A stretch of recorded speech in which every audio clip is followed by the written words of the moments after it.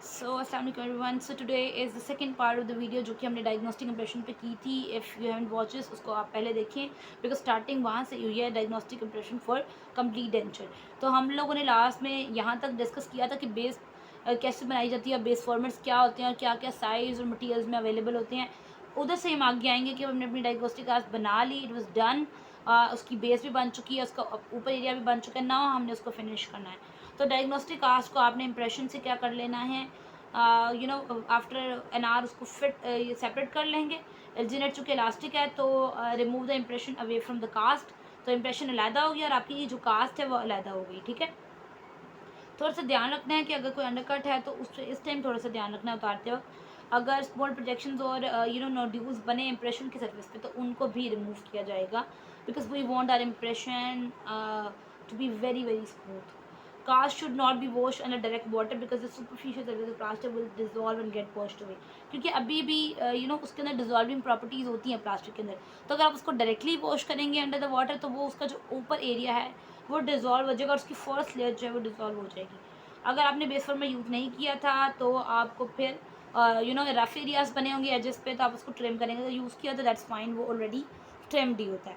अच्छा, उसके बाद आप ट्रिमर यूज़ करने से पहले कास्ट को स्लरी वाटर में 5 मिनट्स के लिए सॉक करेंगे। That is very important step if you are doing like आपने ग्लास स्लैब ली, उस पर प्लास्टर रखा और फिर अपना इंप्रेशन उस पर इन्वर्ट कर दिया। ये वो तरीका जब आपके पास बेस फॉर्म में ना हो तो फिर आपने उससे पहले ट्रिमिंग से पहले आपने 5 मिनट के लिए उसको वाटर में रख देना है। अब बेस शुड फॉलोइंग कैरेक्टरिस्टिक, अब बेस कैसी होनी चाहिए वो उस बारे में देखें कि उसकी जो साइड्स हैं they should be evenly trimmed और उनकी जो सर्फेसेस हैं वो हमारी टीथ की बकल सर्फेसेस के बिल्कुल पैरेलल आनी चाहिए। यानी बिल्कुल ऐसे अगर if my T surface is coming like this, so my base should be parallel, I should say it should be like parallel to this.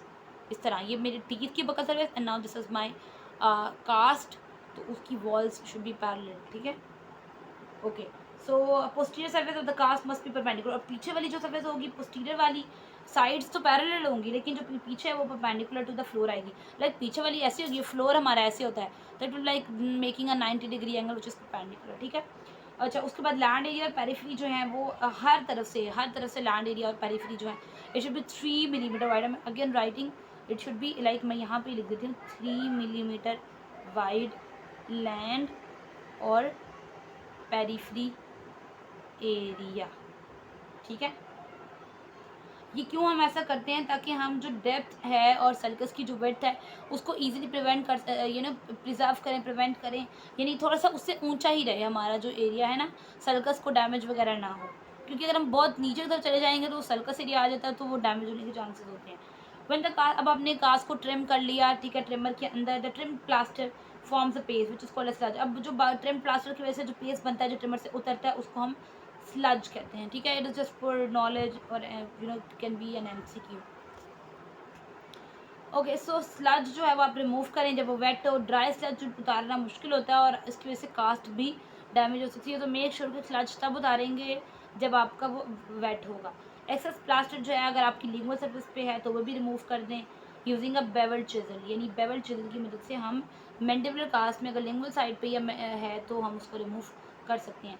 Base को स्मूथ करने के लिए हम सैंड पेपर भी यूज कर सकते हैं। हम यहाँ लिख सकते हैं smoothing of base using a sandpaper.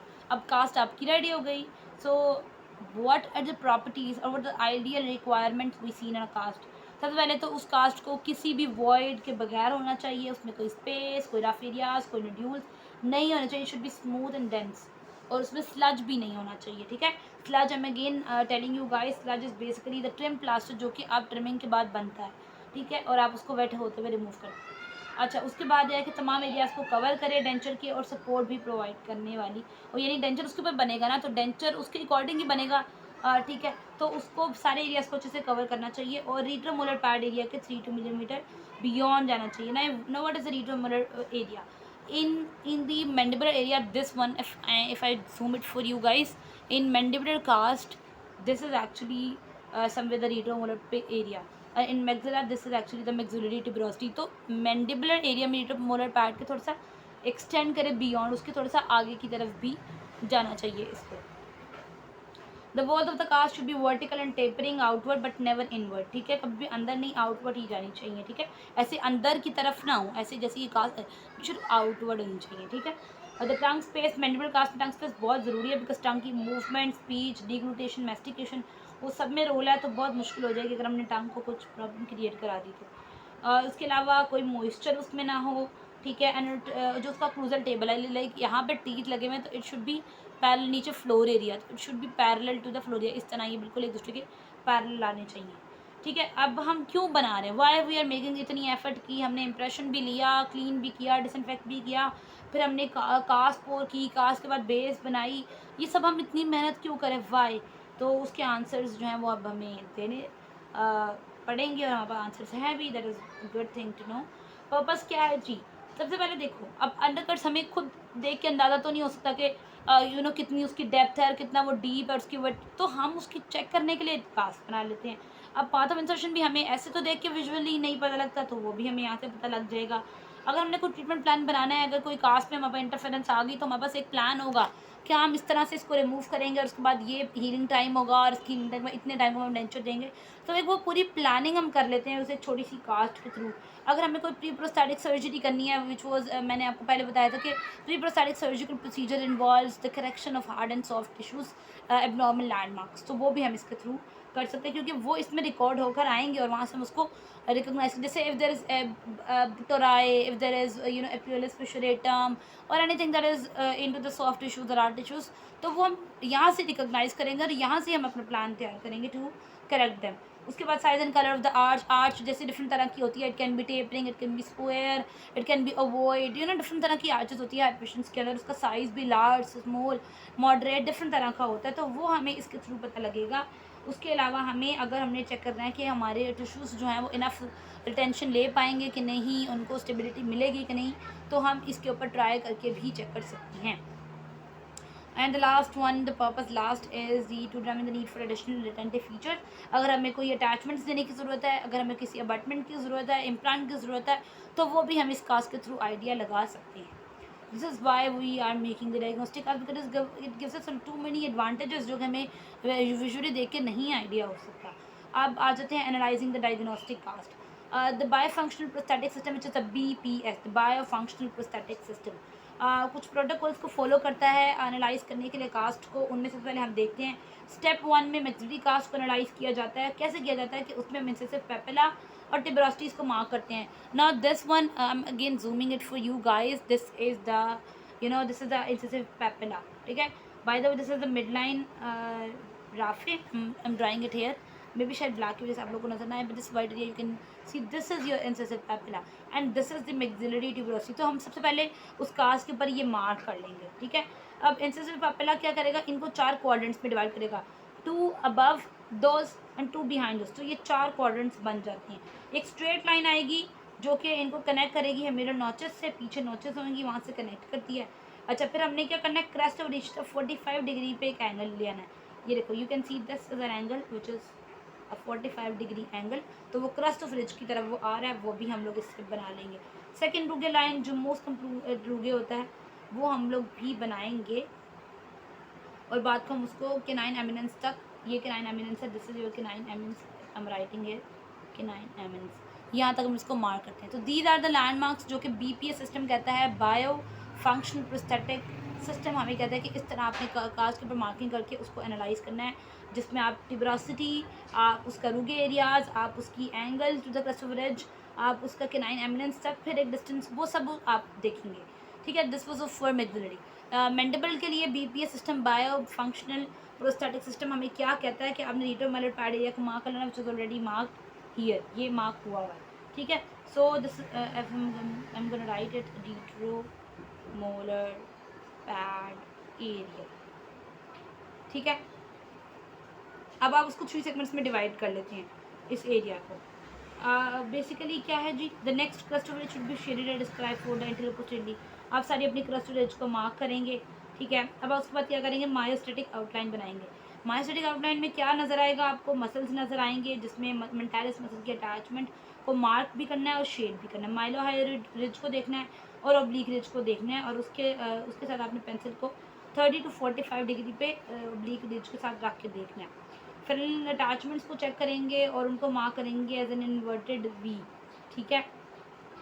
तो ये सारी जो ये जो रिजेस को मार्क करना, ये टर्मिनल पैड है इसको मार्क करना, उसके बाद है फनल अटैचमेंट्स को, यानी अगर ये this is the funnel attachment 1 here and 1 here and 1 here, ठीक है। तो इन फनल अटैचमेंट्स को वी मार्क किया जाता है, ठीक है। अब इन सबको आप जब कनेक्ट करते हैं तो आपको एक मायोस्टैटिक आउटलाइन मिलती है, ठीक है। So after connecting all this dots you get a line which is called as myostatic outline, ठीक है। तो fresh believe that establishing this outline provided excellent stability. वो उसने कहा, यानी कि जो सिस्टम इंट्रोड्यूस जिसने कराया है उसने कहा कि जब आप इस आउटलाइन को मार्क कर लेते हैं तो आपको बहुत अच्छी स्टेबिलिटी मिल जाती है डेंचर के लिए, जब आपकी सारे अच्छे से आउटलाइंस आ रही है, ठीक है। So the next step for after diagnosing, after analysing the diagnostic cast is what is I'm gonna zoom in little bit more. So yeah, is surveying ना। हम लोगों ने आरपीडी के अंदर रिमूवेबल पार्शियल डेंचर, जिन्होंने मेरी वीडियोस देखी हैं दिनों कि मैंने सर्वेइंग के ऊपर एक पूरी वीडियो बनाई है। By the way surveying is also helpful in complete denture, तो आप उसको मेरी वीडियो को जाके सेपरेटली इन द पोस्टोडोंटिक प्लेलिस्ट देख सकते हैं, ठीक है। सो हमें क्या पता लगता है सर्वेइंग से? Survey is what? Survey is actually just surveying the cast, marking all the landmarks to find out the parallelism and the path of insertion, वो चीज़ें चेक करना, ठीक है। गाइड प्लेन्स को चेक करना। तो जब आप सर्वेइंग करते हैं तो आपको first of all path of insertion का पता लगता है, आपको अंडरकट्स जो फेवरेबल अनफेवरेबल दोनों का पता लगता है, आपको पता लगता है कि आपको सर्जरी की या मूक सर्जरी की कोई ज़रूरत है या नहीं है, ठीक है। तो ये स्टेप होता है सर्वेइंग, और ये किया जाता है by instrument which is called as surveyor. By the way I have told you guys in the video of surveying के सर्वेयर के क्या पार्ट्स होते हैं। I am gonna just quickly name out के एनालाइजिंग रोड होती है, carbon marker होता है, वैक्स नाइफ होती है, अंडरकट गोज होता है, ठीक है। ये सारा कुछ मैंडल के ऊपर जुड़ा होता है, ठीक है। तो ये इंस्ट्रूमेंट सर्वे में यूज़ होते हैं for making out the measurements and markings in the surveying।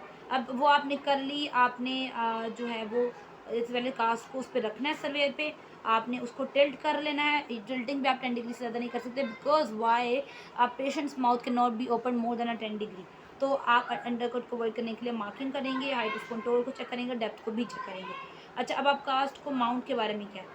Cast को माउंट इस तरह, यानी कि ये सर्वेइंग के बारे में थोड़ी सी डिटेल में हम जा रहे हैं, बिकॉज यहाँ पे मेंशन है, तो I am gonna tell you guys, because I am the kind of person जिसको लगता है कि फ़्लो में बातें बतानी चाहिए, कट छट करके वो जो शॉर्ट मॉट मुझे नहीं समझ में आता, ना ही मुझे समझाना आता है। तो so the kind of person जिसको फ़्लो में चीज़ें लेके सही बतानी आती हैं। सो यहाँ पे सर्वेइंग के बारे में थोड़ा सा है, तो मैं ज़रूर उसके बारे में बताऊँगी। आपने क्या करना है, आपने उस कास्ट को लेना है like this, and you will mount it on the surveyor, और आप उसको उसकी पोजीशन में लॉक कर देंगे।